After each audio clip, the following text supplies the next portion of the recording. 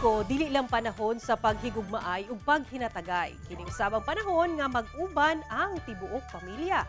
Busa ingon ani na lang ang kalipay sa usa ka inahan sa General Santos City nga gisorpresa sa OFW nga anak nga wala niya kita sulod sa 7 ka tuig. Ang ilang makatandog nga panakita atong sayron sa Christmas Special Report ni Efren Mama. Dalian!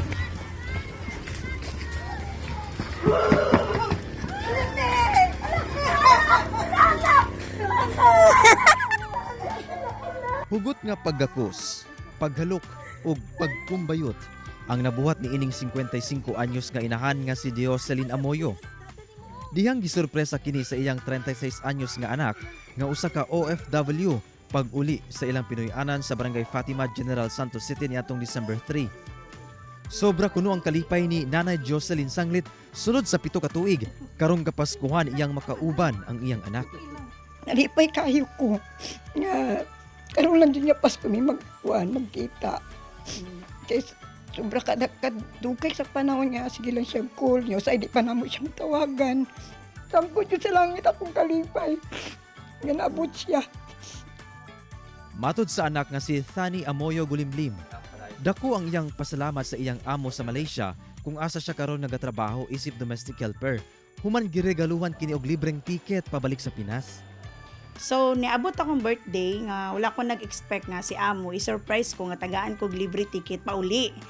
Wala ko nagsaba kay mama, sa kumangod, sa kung tibok pamilya.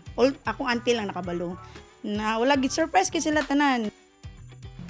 Saysay ni Tani nga gumikan sa nasinating COVID-19 pandemic kaniadto, wala na siya kauli sa Pilipinas. Butang nga gikabalakan sa iyang kabanay, ilabi na sa iyang mama.